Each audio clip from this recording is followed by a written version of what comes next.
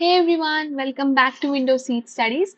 I hope you all are doing well. So, we were discussing about cell biology, in which we have already covered cytoskeleton and then we discussed about plasma membrane. Today, we are going to discuss about membrane proteins, the proteins which are found in the plasma membrane of a cell. So, there are different types of proteins in the cell, right? The proteins that are found in the cytoplasm of cell are known as cytosolic proteins. Then the proteins that are secreted from us, that are secreted by a cell in the extracellular matrix for different purposes, they are known as secretory proteins, right? So those proteins, they are wrapped up, they are packaged in the vesicles, and those vesicles, they are exocytosed in the extracellular matrix. So such proteins are known as secretory proteins. And then there are the proteins which which sit in the plasma membrane of the cell, or they could sit in the membranes of any kind of organelle, such as mitochondria or chloroplast. So these membrane associated proteins are known as membrane proteins. So today we will be discussing about membrane proteins.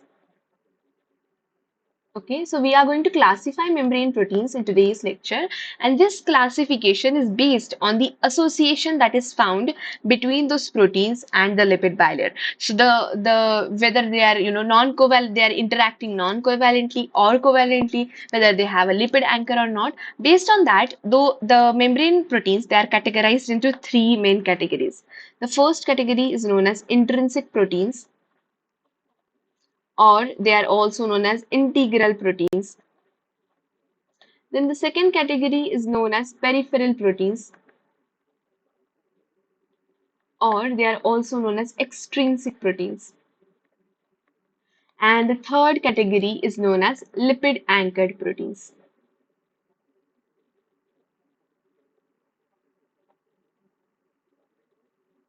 Okay.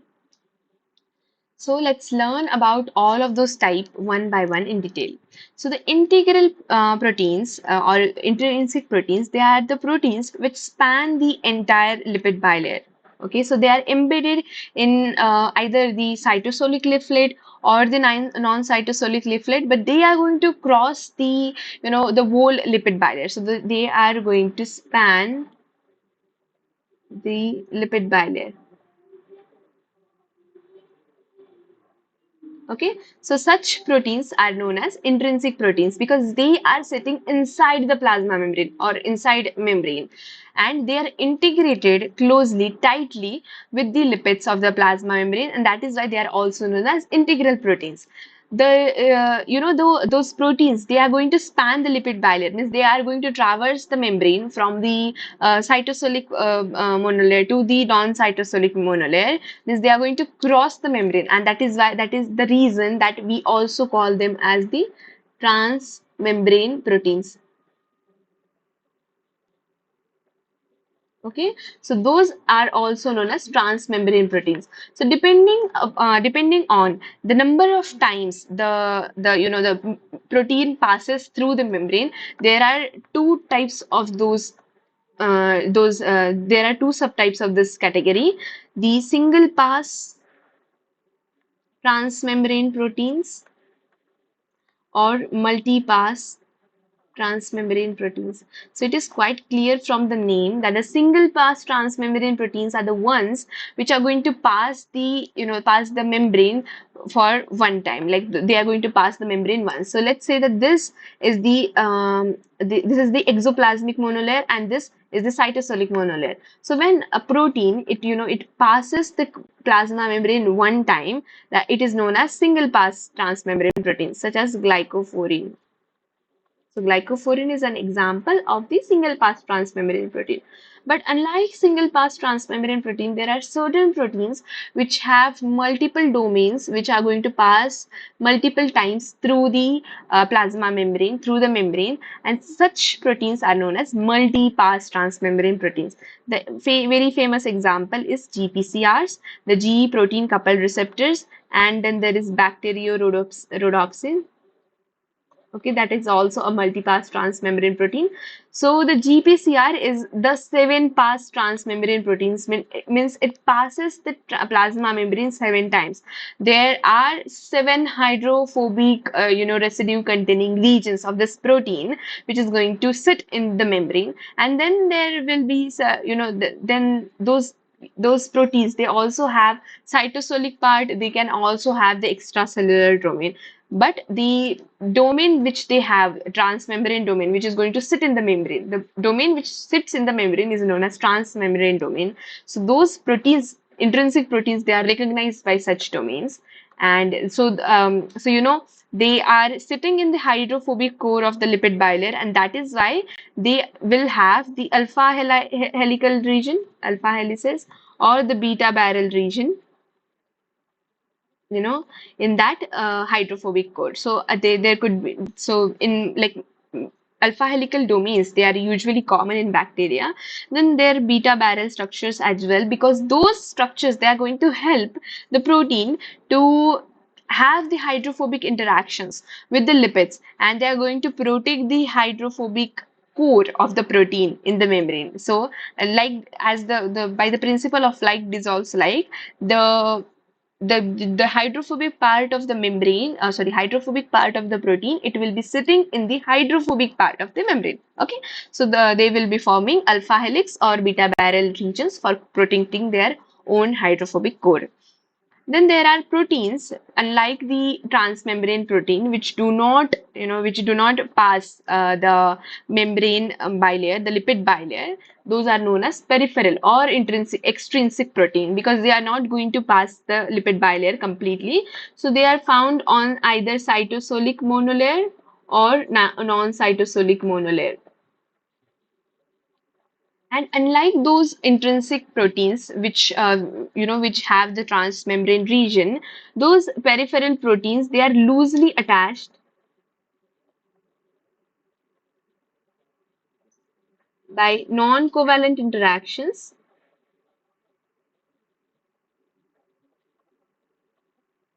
with lipids. Okay, and this loose attachment, they could form the loose attachment either with lipids of the plasma membrane, or they could loosely attach with the integral proteins itself. Okay, so it is not necessary that for the for embedding the peripheral proteins, it is not necessary that they have to interact with lipids. They can interact with lipids, and they can interact with integral proteins as well. So they are going to form non-covalent interactions with lipids, either lipids or integral proteins, and they will be present on the cytosolic or the non-cytosolic monolayer. So let's assume that this is the exoplasmic monolayer and this is the cytosolic monolayer. And here we have the integral protein, so which has a transmembrane region as well. So the peripheral protein, they could interact with the this protein, the transmembrane protein, on the exoplasmic monolayer or the cytosolic monolayer. So they can form the the non-covalent interactions with those proteins, or they could simply form the non-covalent interaction with the adjacent lipids. So in either cases, they are going to form the non-covalent interaction, due to which they will be loosely attached in the plasma membrane. Okay, so those peripheral proteins, unlike the transmembrane proteins, they do not have any transmembrane region, but they do have the hydrophobic regions. They do, because they are somewhat embedded in the monolayer, right? So they will have hydrophilic as well as the hydrophobic region, but they are not going to span the lipid bilayer completely. Okay. Then there is the third category, which is a quite important category in and helps in the signaling cascade. It is known as lipid-anchored proteins. So those lipid-anchored proteins, unlike the transmembrane or extrinsic protein, they are the ones which are going to form the covalent interaction. So they are going to form the covalent bonds with the lipid anchors. So what happens is that in the cell, okay, let's say that this is the exoplasmic monolayer and this is the cytosolic monolayer of the plasma membrane. So what happens is that in the cell, in this lipid bilayer, so this is a lipid bilayer. Okay, so these are the lipid molecules. Okay, So those lipid molecules, they could get modified. So this, where I'm drawing yellow dots, those are the lipids which are modified due to addition of certain group. The way we modify proteins, for example, we can get glycosylate protein, we can phosphorylate protein, we can, we can add the acetyl group on the proteins, which is called acetylation. If we have learned this, all of those stuff in epigenetics, right? So the way we can do protein modification means addition of any chemical group on protein. In the same way, we can also do the lipid modification, okay? And this lipid modification could be prenylation, means the addition of prenyl group, isoprene group, the or the farnesyl group, or we can, add the glycosyl group on those lipids. So we'll list down those lipid modification as well. But what I'm trying to say is that on the lipids, certain chemical groups could be attached and those lipids could be modified. So such modified lipids, they are also known as lipid anchors because they are going to provide a platform for attachment of the proteins. So to those lipid anchors, certain proteins could get attached. Okay, so those, only those lipid anchors have the capacity or the capability of, getting interacting with proteins. So normal lipid cannot interact with protein, but those lipid anchor can hold proteins to themselves. Such proteins, so the association of proteins in this way with the lipids is also known as lipid anchored proteins. So it is quite clear by the name itself that those proteins are, lipid, they are anchored to certain lipid, but not any lipid could anchor proteins.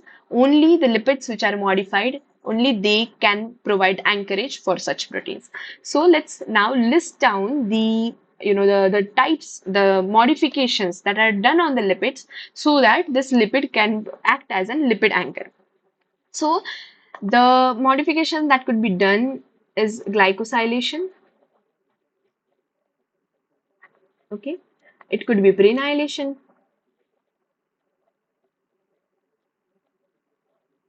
It could be addition of myristic acid. It is known as myristylation. Yeah, myristylation or palmitylation.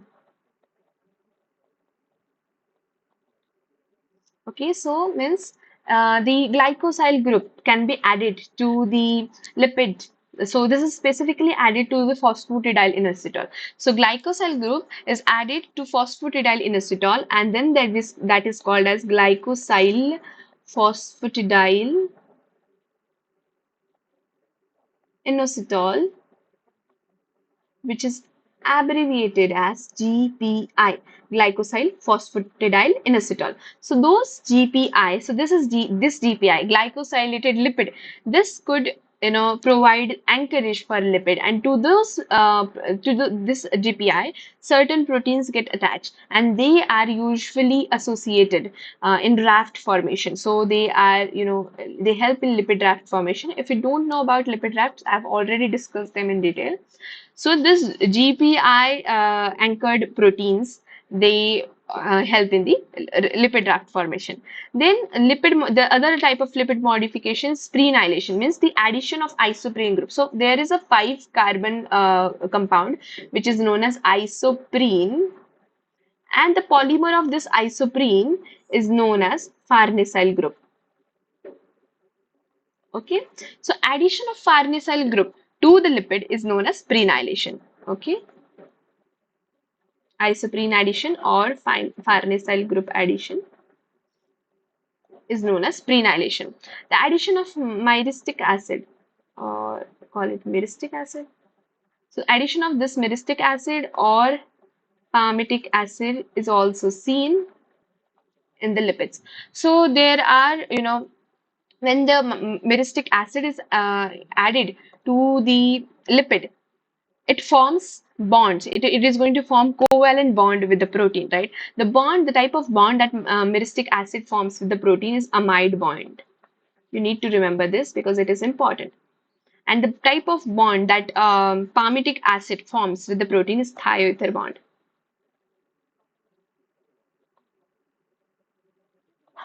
Okay, so those covalent bonds, they are found in the they are formed between the palmitic acid between those acids and the proteins. Well, it is not thioether bond, it is thioester bond. Yeah. So thioester bond is formed between the palmitic acid and the protein. Okay. So this is the bond between the acids and proteins which are going to anchor to those lipids. Okay.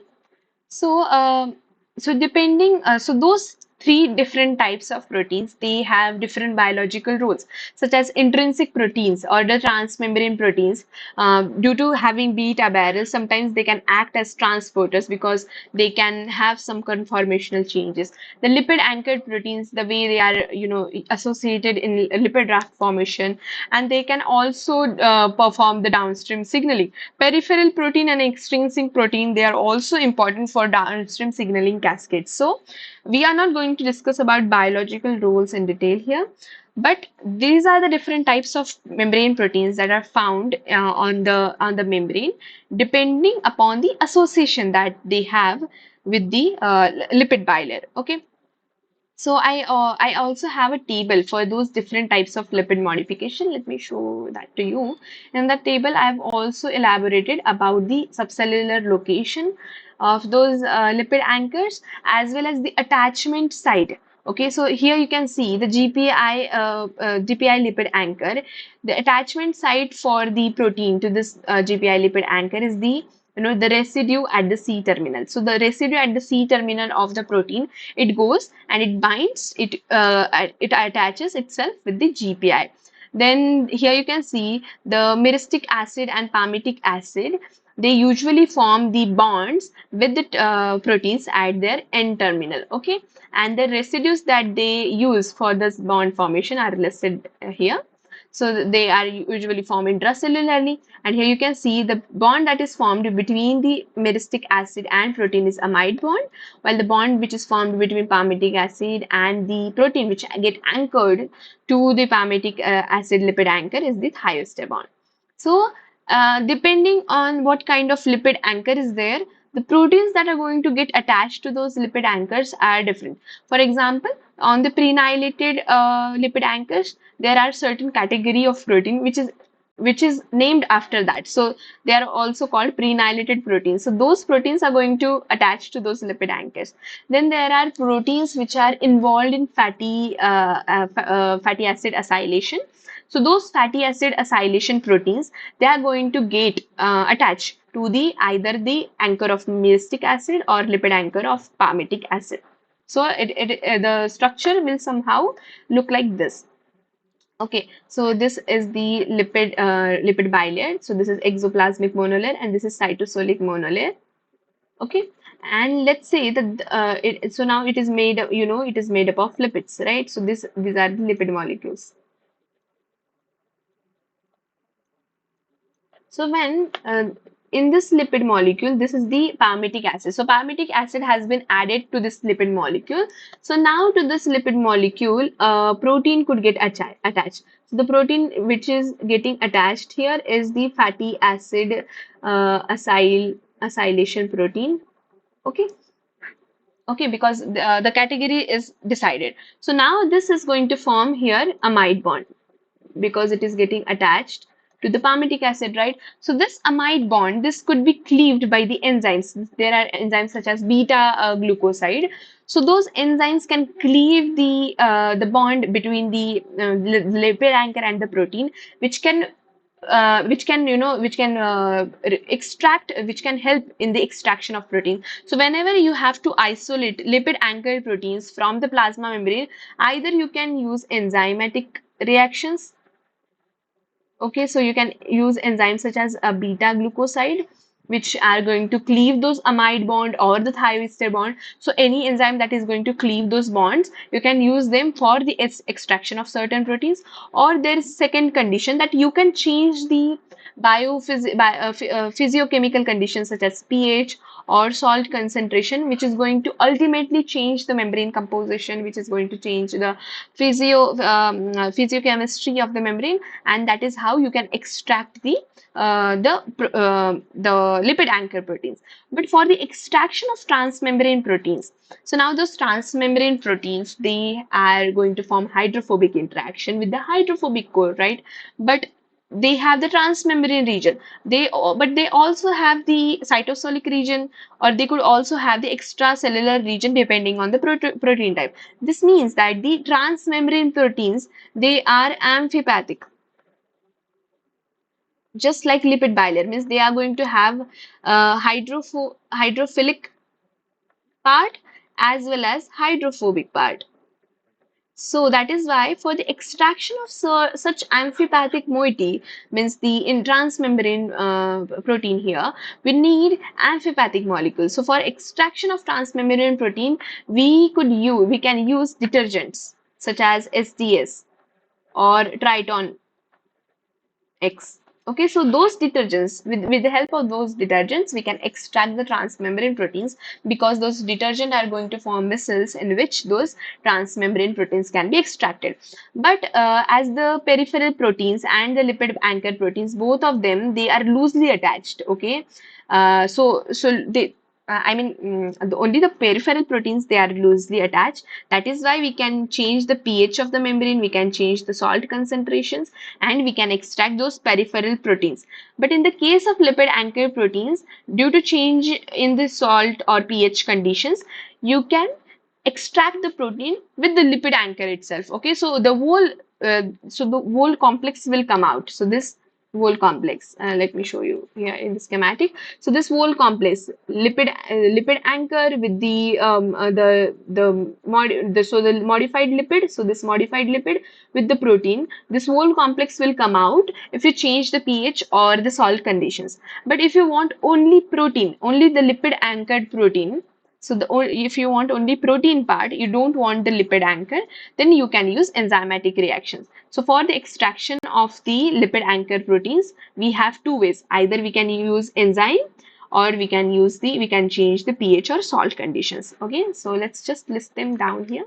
For the extraction of transmembrane proteins, we can use detergents. Okay, for extraction of extrinsic proteins or peripheral protein, we can change pH, we can change salt, and we can extract those proteins. For the extraction of lipid anchored proteins, either you can cleave the bond between the lipid anchor and the protein using enzymes such as beta glucoside, okay, or you can use change in pH or salt conditions, so that you will extract the protein, but it will be attached to the lipid anchor. So these are the different methods for the extraction of membrane proteins. So with this, I conclude this lecture. We have discussed about all of the different categories of membrane proteins in quite detail. In the next lecture, we will discuss about hydropathy plots, how we can use how from the primary sequence of the membrane we can predict the transmembrane domains, the transmembrane regions that certain protein has, that certain protein contains. So we will learn about hydropathy plot in the next lecture in detail. Till then, see you. Bye bye.